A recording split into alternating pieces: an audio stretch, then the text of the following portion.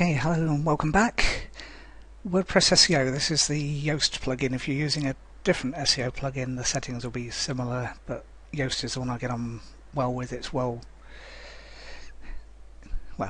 received and it seems to work quite well. Right, this is the default that it gives. If you wanted to go back to the default for any reason, you'd click the Reset Default Settings button, but you're probably not going to do that. I've allowed tracking of anonymous data. I'm happy enough with the guy that does the plugin. I haven't donated, but you can do. He's quite happy, obviously, if you do. By default, it leaves the advanced part of the meta box. Whatever, again, defaults are good. If you're on Google Webmaster Tools or Bing Webmaster Tools, or you've got an Alexa identification ID, put the data in there. What the Alexa identification ID does, if you want your website crawled by Alexa and have rankings and stuff on it, then you need an ID, and you can either upload a file to your website or just fill in that box. So you'd put your IDs in those as appropriate. Titles and meta descriptions. I tend to tick force title rewrites, even though it says you don't necessarily need to do that. What that does is if you use a separate title on Yoast, which I suggest you do, it'll just make sure that happens. The meta settings, no index subpages of archives, go for that. Use the meta keywords tool, no. Use the no ADP, no.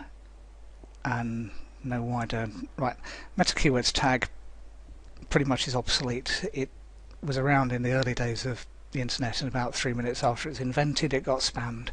So pretty much any search engine ignores it completely, so it's not really worth your time putting keywords in.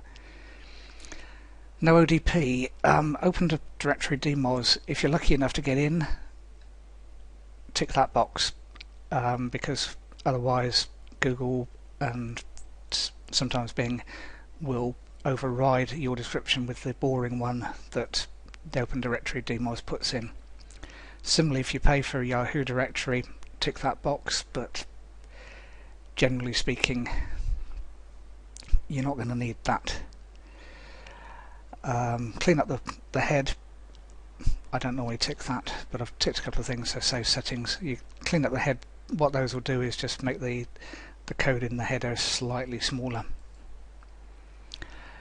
So there's that bit. Okay, social. Add Facebook Open Graph data is ticked by default. I don't tend to do anything with that, but it could be. So leave that, and if you've got anything to do with Facebook Open Graph where you even understand what it is, put stuff in. Front page settings, tend not to use.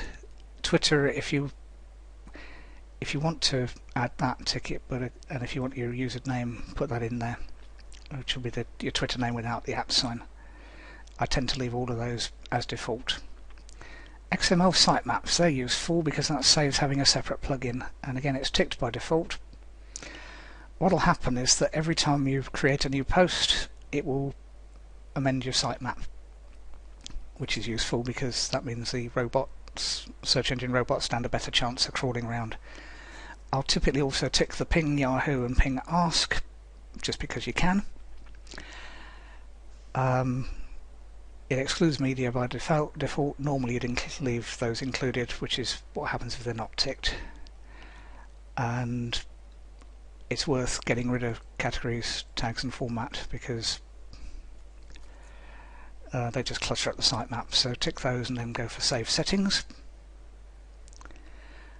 Permalinks we've already set to whatever it was, so don't need to set anything in that. Internal links I don't tend to go to. Enable breadcrumbs. If you want to do what's known as a breadcrumb trail on the site, which is another way of navigating around it, you can. You'll see that a lot on things like Amazon, where it says you're in this category and a subcategory of it or whatever, but for a smallish site, not worth going for and pretty much ignore. RSS, WordPress by default creates an RSS feed. Stands for really simple syndication. You don't need to know much about that. You can add stuff there if you understand what you're doing. I tend to leave it as is. Import and export. If you've got a default Yoast thing, you can do it. Again, I tend not to use it. Edit files will almost certainly be scary, and you wouldn't want to do that, generally speaking. What the files, though, are robots text, which is basically line by line that says allow any robot to come in. Don't let it crawl around the CGI bin. Don't let it crawl around any of the back-end WordPress stuff or anything else. So the defaults are sensible. Leave them as that. htaccess file, scary thing to amend, and if you do, on your own head be it, because if you get it wrong, it can mess up your whole site.